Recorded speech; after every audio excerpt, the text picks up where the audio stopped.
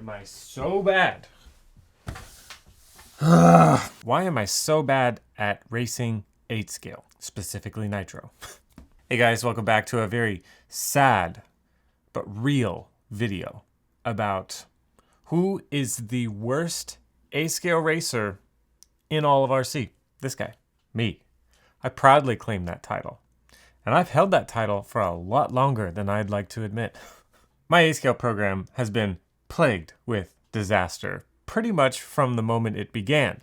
And it began a long time ago. The 4th annual Team Losi Off-Road Championships 2-wheel drive stock. First place, this guy right here. After I won that event, if you were using a Losi vehicle, my trusty THROTTLE CR, you got to win a TLR kit of your choice, which was pretty cool. Enter in my first 8-scale vehicle, the TLR 8T. This is where my disaster began. So a very excited 16-year-old, 17-year-old Ryan Harris gets his first 8-scale truggy. It's going to be sick. He's been racing his HPI Savage SS for a year or two, and it's time to race with the big boys. Can he afford to do it? No. Does he have the basic necessities to race a 8-scale nitro vehicle? No. Does he have something like a bump box? Does he have a proper .21 sized engine to race it with? What does he have? An old clapped out off-brand HPI .28 with a roto start system. Now, if any of you guys have raced one of those systems before, you know that that one-way bearing is basically a ticking time bomb before it goes bad and just starts causing all kinds of problems. So guess what happened on his first race day main event? He couldn't even start his vehicle. Second main event race day. The back plate system, one-way bearing just completely broke and fell apart and ruined his probably C-main efforts. So it's been a rough start from the beginning. Oh, beauty. Oh, yeah. Okay. Yeah.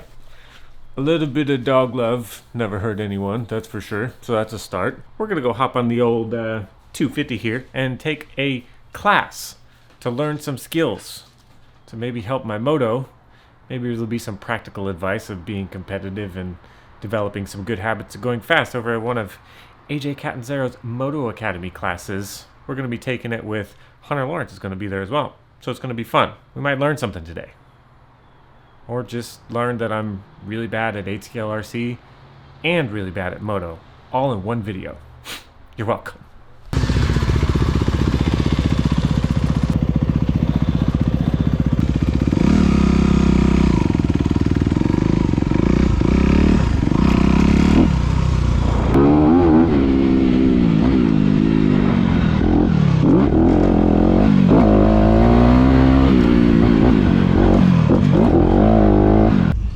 I teach first, attack position. I know it sounds silly, I know it sounds obvious, but when we teach this from the feet to the head is the way that I do it. It is everything. On your arches, right, your toes are out. Like you said, your knees are not engaged and holding the bike, especially on like 450s, 250s.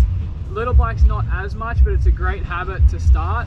Having a good day out here, learning why I also suck at moto. But with the RC thing, I think that one of the biggest things that I struggle with is understanding that you produce grip or speed or consistency kind of when you go faster. Like there's a point where you need to understand like what the vehicle needs in order to go fast. And one of the biggest things with 8 scale is that you need to go fast. Hang on one sec.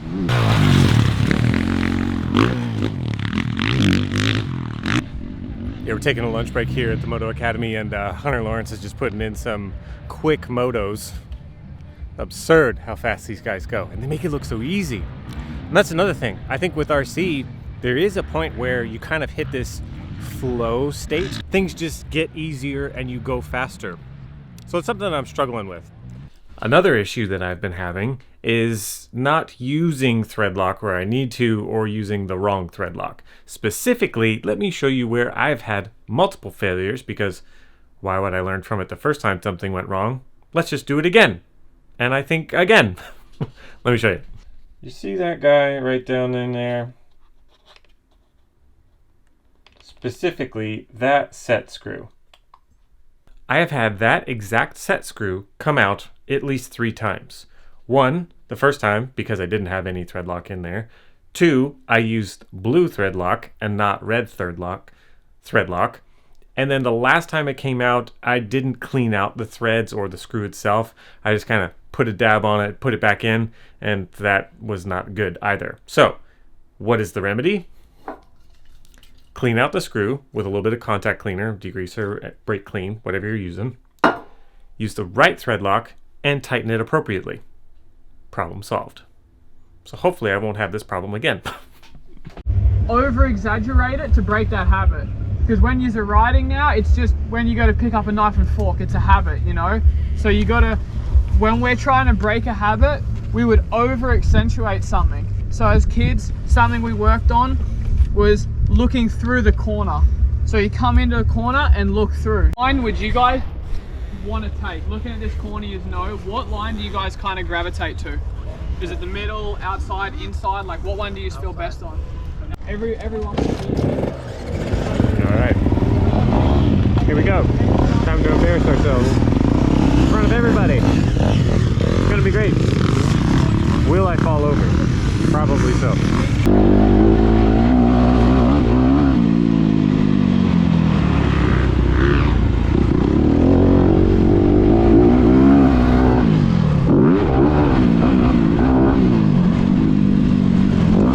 That rutted corner was definitely not my strong suit.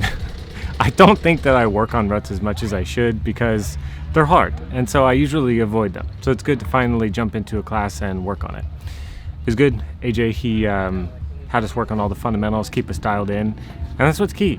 Sometimes you look at a pro guy and then the things that he talks about and focuses on is the basics, you know? So it was really good to work on that stuff. A lot of times I think RC is the same way. You get so worked up about, oh, I gotta be dialed for this and dialed for that, and top secret springs this and oil pistons, blah, blah, blah. And then we forget the stuff that really makes a difference, and that is being smooth, consistent, hitting all your marks lap after lap. So that's one of the reasons why I suck at 8 skill. All I'm worried about, you know, is just making sure I'm not like having to at the last minute up the up ramp, because it's obviously really slippery and that I don't want it to slide out. One thing I think I want you guys to do is we're gonna start on the first like wall jump scrub thing. We're gonna all stop there, and one at a time I want you to roll down, and then at the bottom of the up ramp just gas it, jump up, and then I want you to land on the face. And what I want you to do is, let's not waste our time and just jump and land and then go again. I want you to really focus on landing on the face strong. Okay, so I'm not going to teach you how to jump, I'm going to teach you how to case it, or how to land strong and safely, because that Supercross, everything we do, when you're trying a new jump, either you grease it, or you over jump it, or case it. So you need to know how to land strong, all right?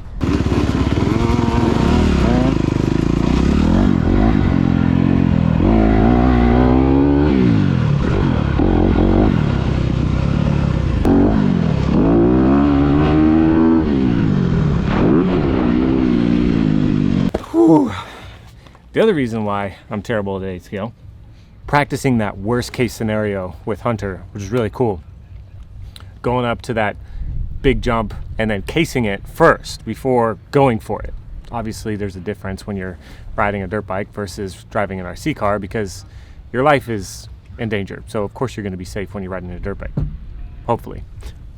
But with RC, it's really hard to practice those worst case scenarios. But I think something that might help is if I'm not always wanting the track conditions to be perfect. I need to go out and I need to get comfortable racing in a lot of different conditions. So that way I know what tires to use, I know the oil setup, I know the ride height, etc. And maybe if there's some driving style tweaks, then I can do those too. So that's something that I definitely can do, is practice, practice, practice. Getting into those worst case scenarios so that I can work up to doing it perfect. Yeah, just got to get out there and race some more in some really rough conditions. Now, as far as the countless amounts of DNFs and struggles I've had with the equipment side of things, one of those can be chalked up to the simple act of properly cleaning off a tire before gluing it to a rim. So let me demonstrate real quick what I've been doing wrong. So you get your contact cleaner, whatever you're going to use, and then I would wipe the tire. But I would essentially just wipe it and say, oh, look. I would say, oh, look, we got some stuff off. We're good to go. And then I would just glue up the tire. But what I didn't do is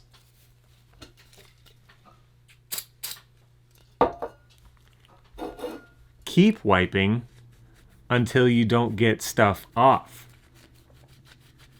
So as long as you're getting stuff off on my rag, there's stuff on the tire that needs to come off. See? Still getting stuff off. I'm not going to glue up a tire right now. One of the more consistent issues that I've experienced with having some DNFs is tires coming unglued during a race.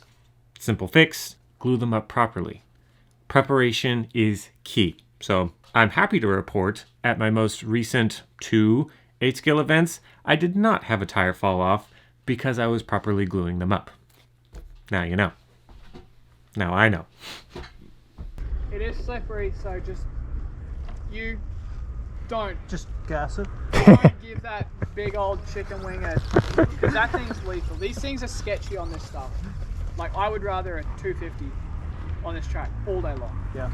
So nice and smooth, nice and smooth. Think Dungey, smooth, you know.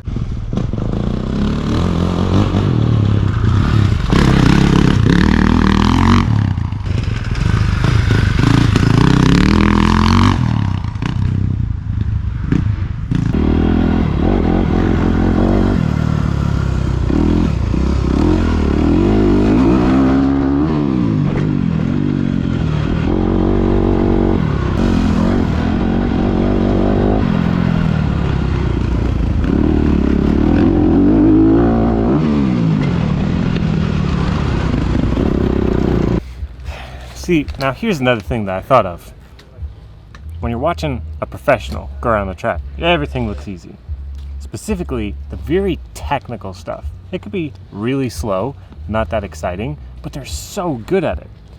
And that's another thing that I haven't spent much time working on with my 8-scale program, is these slow, low-speed corners where it's super crucial to keep the car nice and tight to the racing line, keeping that clutch engaged, or at least carrying momentum if it's an e-buggy, e-truggy, and just finding that quote-unquote hidden speed. So another thing that I need to practice, much like today, my moto disaster that is technical riding, but having fun, learning a lot, and I think that that's something else that I can work on when it comes to my 8-scale program as well. So yeah, tight technical stuff. Got to get it dialed in. If we're just kind of aimlessly spinning laps, or especially when we're doing section work, and not observing anything that's going on, then what are we doing out there? When you ride with a purpose, whether you're doing motos or free riding with your buddies or doing section work, drills, think about what's going on, observe what's going on, and just like, it creates full understanding. Like a good rider, the highest level of rider, understands everything about what's going on at all times. And then when you have full understanding, then it becomes muscle memory because you practice that full understanding enough. It's going to make you all a lot better riders, and I think the love for the sport and riding your bike will get even stronger once you get better and better, because you're going to be able to do more things that you have fun on or have fun with, like jumping, etc. Certain tracks that are difficult, Like I've been saying in this video, we're about to ask the master here. He's going to have the answer. He doesn't even know what the question is, but he has the answer. Why is Ryan so bad at Nitro 8-scale? And like I've been saying, I think I just need to focus on the fundamentals. Going back to the easy stuff so I could dial it in and build some consistency. Quit having these DNFs. Oh, AJ. He's going full circle with the analogy of the why. Oh, we're tying it all in. Wow. AJ, Why do I suck at A scale so bad? Just answer that question. You rush things. You ride too aggressive, maybe. Probably. You are overconfident. Definitely not. Okay. Definitely not. I go up on the driver's stand. I'm like, everybody up here can beat me right now. Oh, okay. So that's what I yeah, do too. yeah. It's kind of like watching you do your vlogs on the start gate. It's just hilarious because you're so calm and you're just like, yep, I'm gonna get smoked by everybody, or maybe not. I don't know. Oh, you should have seen it. This week I had the GoPro in my front fender mount. Yeah. And I went to go turn it on and I snapped the mount. And I go, oh, I broke it. So then I told my mechanic, like, as the 30-second board's about to go up, I go, hey, hold my bike for a second. And I hop off and I'm holding the GoPro at my face. I go, all right, we're about to go off for 250 LCQ. And I kind of pan around to the riders and they're all like, what is he doing? What is happening? And I'm like, oh, but it's so prime. Okay. One thing I really like about your focus in a high pressure situation is that everything you were telling us today was dialing in the fundamentals, going back to simplicity and building strength, confidence, etc. I mean, do you think that translates to almost any realm of competitive sport? 100%. 100%. If anything, I think what it does is, if you're really a high level competitor, if you focus on one fundamental thing to kind of be your mantra or carry you through a day, it could almost be a distraction to all the other crap that's going on. To whoever those last names are that you're standing next to, that you're thinking about, or to who's around you when you're out there on the track, to the obstacle that you're maybe afraid of on that given day or struggling with on that given day. If you anchor yourself with like one, like, oh, okay, well today I'm gonna focus on keeping my elbows up. Like, it's something you learn when you're 4 years old. Right. If you continue that mantra throughout your entire day, it just gets rid of all that other noise. In the world of RC, I don't know, I think it's pretty similar in the world of moto so far in my limited experience. Overriding can get you into some pretty sketchy, like dangerous positions. Yeah. When like the whole, maybe, would you say like slower is faster, like smoothing it out, really hitting your braking zone, and then you Slow can... is smooth is fast. I Right. think that's a military mantra as well, but that's what my dad taught me, and I took it too literal maybe, because I go too slow. But it works.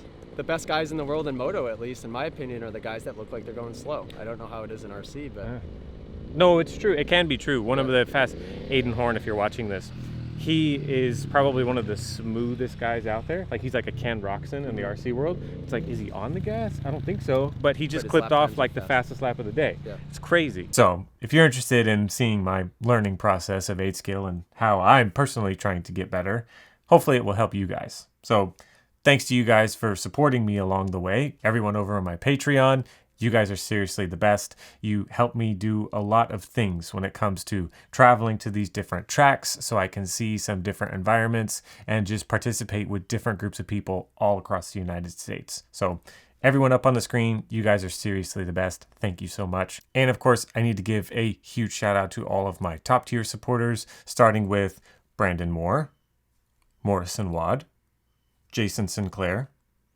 Brandon Helton, Robert Black, and Tim Juskowitz. You guys are the best. Seriously, thank you, thank you, thank you. And buy a dirt bike and come to one of my classes. buy a dirt. Basically is what he's just trying go to say. buy a dirt bike. Tyler Jones, the whole FTR guys. And I'll teach every single one of you guys watching how to ride one. Jackson. Okay, wait. I need you to say this.